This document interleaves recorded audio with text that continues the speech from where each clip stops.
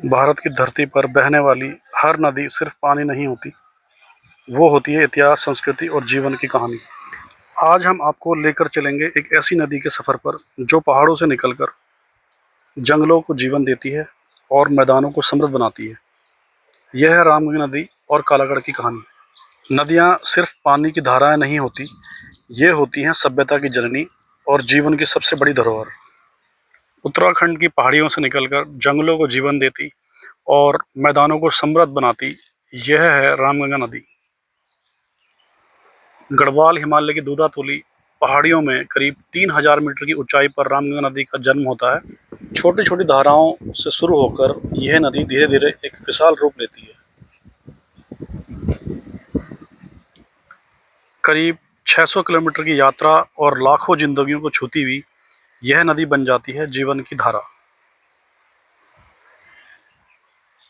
रामगंगा नदी Jim Corbett national park की जीवन रेखा है। यह नदी जंगल के हर जीव के लिए पानी का मुख्य स्रोत है। बाघ, हाथी, हिरण, मगरमच्छ, सबका जीवन इसी पर निर्भर है। जब गर्मी में पानी के स्रोत सूख जाते हैं, तब रामगंगा ही जंगल को जिंदा रखती है। कालागढ़ में बना रामगंगा बांध मानव विकास की एक बड़ी मिसाल है।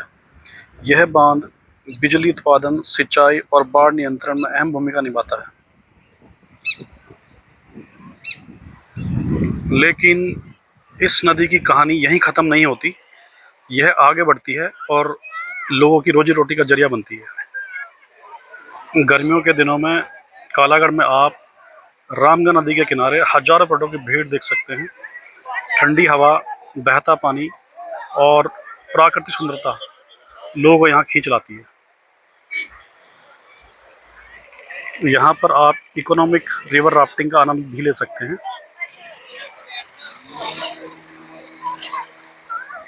उत्तर प्रदेश सरकार द्वारा यहाँ पर्यटन और वाटर स्पोर्ट्स को बढ़ावा दिया जा रहा है, ताकि स्थानीय निवासियों के लिए रोजगार के अवसर पैदा हो सके। आज कई परिवार की आजीविका इस नदी से जुड़ी है।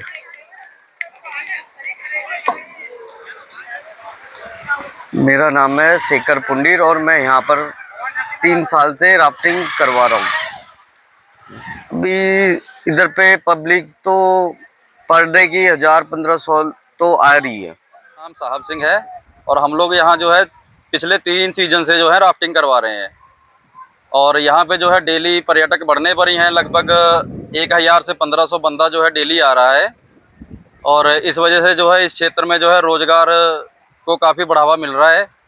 तो हम ये चाहते हैं थोड़ा जो है सरकार भी इस ओर ध्यान दे, जिससे जो है ये क्षेत्र प्रमोट हो सके। और लोगों से बोल रहा हूँ कालागढ़ पे अभी इस साल में राफ्टिंग स्टार्ट की है यहाँ पे कालागढ़ में। और यहाँ से कालागढ़ से मुरलीवाल तक जो राफ्टिंग स्टार्ट होती है हमारी 2 से 3 किलोमीटर का डिस्टेंस है। और टाइमिंग जो इसकी रहती है आधे घंटे से 45 मिनट की टाइमिंग रहती है राफ्टिंग की जो हमारी रहती है। और हम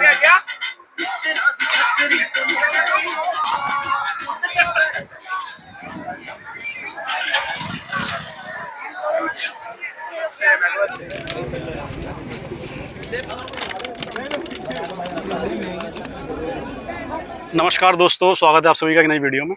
आज हम हैं रामगंगा घाट कालागढ़ पे और ये हमारा बिजनौर उत्तर प्रदेश में पड़ता है।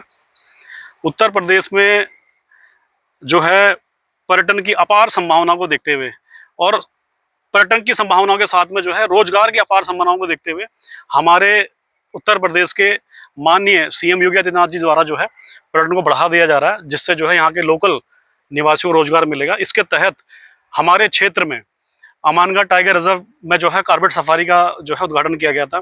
साथ में ही हमारे पीली डैम में जो है वाटर स्पोर्ट्स एक्टिविटीज़ को बढ़ावा दिया गया, जिसमें आप जाकर के स्पीड बोट का मजा ले सकते हैं। और साथ में ही रामगंगा नदी पर जो है रिवर राफ्टिंग और हॉट एयर बैलून और पैराग्लाइडिंग जैसे वाटर स्पोर्ट्स को एक्टिविटीज़ को बढ़ावा दिया गया था। इसके लिए जो है हमारे यहाँ पे 2024 में हमारे क्षेत्र के डीएम अंकित अग्रवाल जी ने यहाँ पे उद्घाटन किया था और पर्यटन को जो है यहाँ पे बढ़ाने के लिए जो है प्रयास किया था। उसके बाद जो है 2025 में हमारी जो है सीडीएस बोहरा जी, उन्होंने भी जो है यहाँ पे पर्यटन को बढ़ावा देने के लिए और यहाँ लोकल निवासियों को जिससे रोजगार बढ़े, इसको बढ़ाने का प्रयास किया था। तत्पश्चात जो है अभी हाल ही में जो है हमारे जो है एसडीएम जो है स्मृति मिश्रा जी द्वारा भी जो है यहाँ पे रिवर राफ्टिंग का जो उद्घाटन किया गया था, ताकि हमारे लोकल क्षेत्र निवासियों को जो है इस पर्यटन से रोजगार मिल सके। और ये वाकई में उनकी जो है एक शानदार पहल थी और ये कामयाब भी हुई। इससे जो है बहुत पर्यटक हमारे क्षेत्र में आया। लेकिन अब रिसेंट में कुछ ऐसा हुआ है कि जिसकी वजह से यहाँ पे आपको पूरा सन्नाटा दिखाई दे रहा है। भाई बता सकते हैं क्या वजह है इसकी? इसकी ये वजह है, पहले सबसे पहले ये माँ गंगा है। जिस प्रकार माँ गंगा की तर्ज पे गंगा नदी है, तो उसकी तर्ज पे ये रामगंगा सहायक नदी है। जैसे गंगा नदी गढ़वाल एरिया को पूरा कवर करती है, ये कुमाऊं क्षेत्र से निकल के और ये हमारे कालागढ़ से होते हुए मुरादाबाद होके और बरेली होते हुए कन्नौज में जाके गंगा जी में मिल जाती है। तो जैसे गंगा के किनारे तीर्थ स्थल है और ऐसी ही ये सहायक नदी है, इसके भी आस्था का है। और सरकार ने इतना सोचा, यहाँ पर हमारे डीएम साहब बिजनौर के आए, सब ने इन सब चीज़ों के बारे में, तो इसको जब इसके बारे में बताया गया तो तब लोग आए। लेकिन ऐसा होता है कि हाँ, हमारा जो देश है सारे समाज से जुड़ा हुआ है, उसमें सभी एक दूसरे के धर्म का सम्मान करते हैं, एक दूसरे की आस्था का सम्मान करते हैं। लेकिन हमारे बीच में कुछ ऐसे अराजक तत्व बोलो या कोई गलत लोग हो जाते हैं कि जो उनकी मानसिकता इस तरह की मानसिकता ऐसी है कि वो मतलब किसी उस सम्मान को ठेस पहुंचाने वाली बात या काम करे कि मतलब यहाँ पर आके गलत एक्टिविटी करना। या अब जिस प्रकार शासन प्रशासन ने हमारे बारे में, जनता के बारे में इतना सोचा है, पर्यटन के बारे में, रोजगार के बारे में, तो अगर गलत एक्टिविटी हुई तो वो भी उनका सोचने का काम है। तो यहाँ पर गलत एक्टिविटी हुई है, कोई यहाँ स्टंट कर रहा है, किसी ने गाड़ी उतार दी, कोई खाने पीने की अभद्र चीज़ ले आया, जो कि क्या है गंगा जी में लाना नहीं है। क्योंकि सरकार नमामि गंगे या स्वच्छता अभियान कई चीज़ें चला रही है, तो इसके तहत वो सूट नहीं करता। और प्रशासन ने इसका संज्ञान लिया और उसको पालन कराने के लिए थोड़ा उन्होंने सख्ती बरती, इसलिए यहाँ पर सन्नाटा है। लेकिन कोई हमारा जो संविधान है उसमें सभी नागरिक जो हैं बराबर हैं और समान अधिकार सबको दिया गया है, सभी के लिए घाट खुले हुए हैं। लेकिन इसका मतलब ये नहीं होता है कि आप आकर के घाट पे आकर के दारू पियेंगे या नॉनवेज खाएंगे या फिर आप जो है घाटों पे आकर के स्टंटबाजी करेंगे। तो इसकी अव्यवस्था को देखते हुए सरकार ने अभी रिसेंटली बंद किया गया है इसे, लेकिन मैं उम्मीद करता हूँ कि सरकार इसको फिर से खोलेगी, क्योंकि इससे जो है कई परिवारों को रोजगार मिल रहा था और आने वाले समय में सैकड़ों परिवारों को इस पर्यटक से जो है रोजगार मिलेगा। हमारी ये आशाएं हैं। और अभी जो है मैं बहुत निराशा हो रही है देख करके कि अभी यहाँ पे जो बंद कर दिया गया है, पूरा सन्नाटा है घाट पे हमारे। ये बंद नहीं किया गया, बंद उन लोगों के लिए जो कानून बनाए गए हैं उनके दायरे में रहकर अगर उसका पालन नहीं करते, उनके लिए ये बंद है।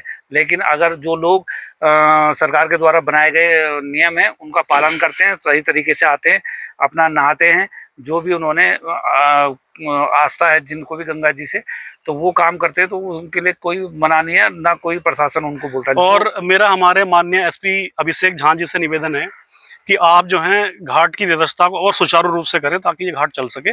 और इसमें जो भी हमारी आईपीसी की धारा संविधान में जो लिखी गई हैं 278, 276 और 290 के तहत जो है इनके सख्त सख्त चालान किए जाएं, इन पे जुर्माना भी लगे और इनको जो है जो कारावास की सजा है वो भी इनको होना चाहिए।